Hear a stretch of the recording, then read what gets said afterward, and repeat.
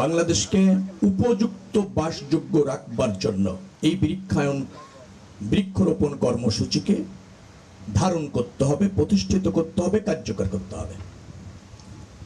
গাছ লাগানোর আজকে যে এই মন্ত্রণালয় কর্তৃক বা এই দপ্তর কর্তৃক যে উদ্বোধন অনুষ্ঠান, এটা কিন্তু অনুষ্ঠানের মধ্যে সীমাবদ্ধ থাকলে চলবে না।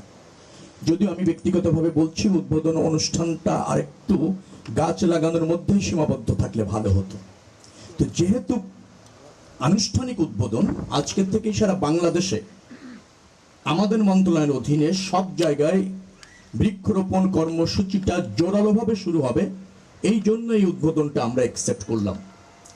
কিন্তু গাছ লাগানোর নামে যে কোনো জায়গায় গিয়ে কোনো উদ্বোধন অনুষ্ঠান করার প্লিজ প্রয়োজন নেই।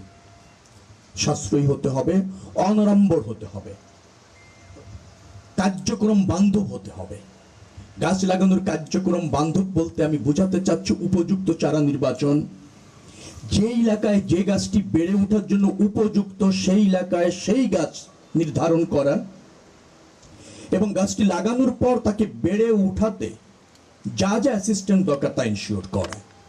অর্থাৎ আমি যদি 100টি গাছ লাগাই, তার মানে হচ্ছে 80টি বা 85টি গাছ যেন সে বেড়ে উঠতে পারে এবং যে উদ্দেশ্যে লাগানো সেই উদ্দেশ্যটা যাতে সফল হয়। গাছ লাগালাম, টেক কেয়ার হলো না, তার প্রয়োজনীয় নার্সিং হলো না, বেড়ে ওঠার কোনো সুযোগ থাকলো না, আর অনুষ্ঠানের মধ্যে সীমাবদ্ধ, এভাবে সরকার চাইছে না, আমিও চাইছি না। অর্থাৎ বেঁচে থাকার জন্য এটা খুবই অপরিহার্য।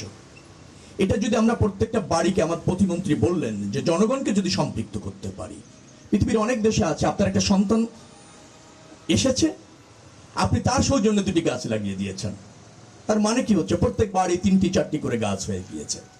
তো আমরা 5 কোটি গাছ লাগাবো এবছর, 5 বছরে 25 কোটি। আমাদের মন্ত্রণালয়ের অধীনে যে সমস্ত সড়ক আছে, মহাসড়ক হোক অথবা ধরেন ছোট সড়ক হোক, মাঝারি সড়ক হোক, যোগাযোগ মন্ত্রণালয় যেখানে যেখানে সুযোগ আছে সব জায়গায় আমরা কিন্তু বেগবান করব এই বৃক্ষরোপণ কর্মসূচি এবং প্রতিষ্ঠিত করব। ইতিমধ্যে 35 লাখের একটা টার্গেট আমি দেখলাম নেওয়া হয়েছে। আমি এটাতে থাকতে চাইছি না, কারণ আমাদের যত মহাসড়ক আছে এবং গাছ লাগানোর জন্য আমার কাছে মনে হয়েছে আমরা যেসব সড়ক নির্মাণ করব সেখানে পাশে কিন্তু মাটি কেটে এনে সড়ক করতে হয়। তো সেখানে একটা খালের মতো হবে, তার একটা পাড় থাকবে, সেখানে লাগানোর সুযোগ আছে। আমরা এটা সামাজিক আন্দোলনও আমি বলতে চাই না, ব্যক্তি আন্দোলনে রূপান্তরিত করতে চাই। সেটি যদি হয় তাহলে বাসযোগ্য পৃথিবী তো থাকবে, আমি বলছি উপযুক্ত বাসযোগ্য পৃথিবী করতে চাই। সেটার জন্য আমাদের এটা খুব প্রয়োজন, কারণ আমাদের মনে হয় যে যে পরিমাণ বৃক্ষ থাকা উচিত যত শতাংশ তা নেই। মাত্র 6টি জেলাতে আছে আমার মনে হয়, আমি যদি ঠিক বলে থাকি 64টি জেলার মধ্যে। তার মানে হচ্ছে যে পরিবেশগত ভারসাম্য, যেভাবে পৃথিবী উত্তাপ হয়ে উঠছে, সমুদ্র সমতল যেভাবে আপনার বেড়ে উঠছে, আমি বলবো তাতে আগামীতে বাসযোগ্য পৃথিবী রাখাটা বড় চ্যালেঞ্জ। আমাদের প্রয়োজনীয় অক্সিজেনের প্রায় 70% কিন্তু আমরা পাই পানির নিচের গাছ থেকে, অর্থাৎ যে সমস্ত বনজ আছে পানির নিচে, সাগরের নিচে, সেখান থেকে প্রায় 70% অক্সিজেন আমরা পাই। আর আমাদের যোগান দেয় প্রায় 21% মধ্যে আমাজন, যেটাকে বলে পৃথিবীর ফুসফুস বলা হয়। পৃথিবীর ফুসফুস মানে যেটা সক্রিয় না থাকলে চ্যালেঞ্জ হয়ে যেত বাঁচার। তার মানে হলো কত? প্রায় আপনি চলে গেলেন 90%-এর কাছাকাছি। 10% আসছে আর সমগ্র জায়গা থেকে, তার মধ্যে সুন্দরবন একটা উল্লেখযোগ্য ভূমিকা রাখছে। এখন এই বৃক্ষরোপণটা যদি বেঁচে থাকার সাথে আমরা যুক্ত করতে না পারি, আমরা কিন্তু অনেক কিছু নিয়ে সচেতন, কিন্তু গাছ সে অবারিতভাবে আপনার পাশে থেকে আপনাকে বাঁচিয়ে রাখছে, আপনাকে স্বস্তিতে রাখছে, আমরা সেখানে কিন্তু মনোযোগী না, ধ্বংস করছি অনেক, কিন্তু সেই পরিমাণে আবার উৎপাদন করছি না বা বেড়ে উঠতে অথবা লাগাতে অথবা জীবিত রাখতে আমরা ভূমিকা রাখছি না। আমাদের সরকারের এটা অত্যন্ত গুরুত্বপূর্ণ একটা কর্মসূচি। প্রধানমন্ত্রী এ ব্যাপারে ভেরি কনসার্ন। তিনি যে কোনো মূল্যে এই 5 কোটি গাছ এবছরে এবং 5 বছরে 25 কোটি গাছ আমরা রোপণ করতে চাই। তার একটা গুরু দায়িত্ব পড়েছে যোগাযোগ মন্ত্রণালয়ের উপর। এখানে অনেকে আছেন, আমার বিশ্বাস আপনারা এই কর্মসূচিটাকে আত্মিকভাবে গ্রহণ করবেন, আনুষ্ঠানিকভাবে না। আমরা আনুষ্ঠানিকভাবে অনেক কিছু করি, সবকিছুতে চমৎকার আয়োজন, চমৎকার কথা, কিন্তু কার্যকরত্ব একেবারে কম। এবং আমরা এও মনে করি যে অনুষ্ঠানে যোগ দিয়ে এসেছি, শুনে এসেছি, দায়িত্ব শেষ। এভাবে যদি দেখি এরকম কার্যক্রম অতীতও চলেছে, কিন্তু তার সুফল পাওয়া যায়নি। আমরা দৃশ্যমান করতে চাই, গাছ যেমন লাগাতে চাই তার চেয়ে বেশি মনোযোগী হতে চাই গাছকে বাঁচিয়ে রাখার জন্য। আর যে এলাকায় যেমন ম্যানগ্রোভ যদি আপনি বলেন, সেখানে তো অন্য বৃক্ষ হবে না। আমাদের ওই অঞ্চলে ম্যানগ্রোভ যে সমস্ত আপনার বৃক্ষ আছে সেখানে মনোযোগী দিতে হবে।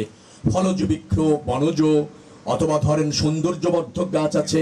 কিছু কিছু গাছ আপনারা নিশ্চয়ই জানেন যে সেটা আবার পরিবেশ বান্ধব না, সেটা কিন্তু পরিবেশের জন্য ক্ষতি করে, সেটা আমাদের অ্যাভয়েড করতে হবে। এরকম 6টি বৃক্ষ আছে বাংলাদেশে যা পরিবেশের জন্য সহায়ক হচ্ছে না, আমরা সেটা অ্যাভয়েড করব।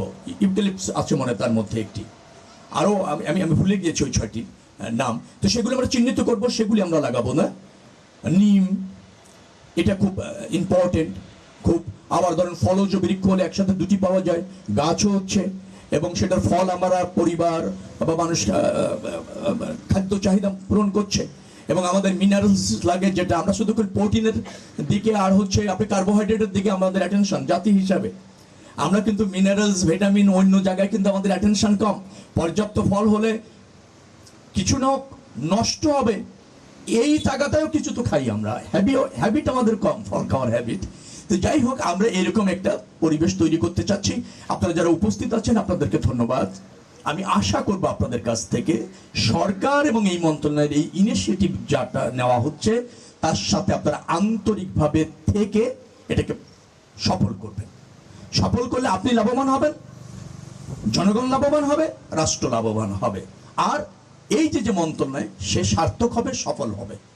এটাই হচ্ছে আমাদের মূল লক্ষ্য। আপনারা যারা উপস্থিত হয়েছেন সবাইকে এই প্রক্রিয়ায় সক্রিয় থাকার আহ্বান জানিয়ে, আমি সক্রিয় হওয়ার আহ্বান বলিনি, সক্রিয় থাকার মানে এটা চলমান প্রক্রিয়া। সব অবস্থায় সচেতন সক্রিয় থাকবেন এই প্রত্যাশা রাখছি। আপনাদের ব্যক্তি জীবন সফল হোক, সুন্দর হোক। এবং আমাদের এই কর্মসূচি যেটা আজকে উদ্বোধন করলাম আনুষ্ঠানিকভাবে, সেটা আগামী 5 বছর চলমান থেকে পর্যায়ক্রমে বেগবান হবে, এই প্রত্যাশা রেখে শেষ করছি।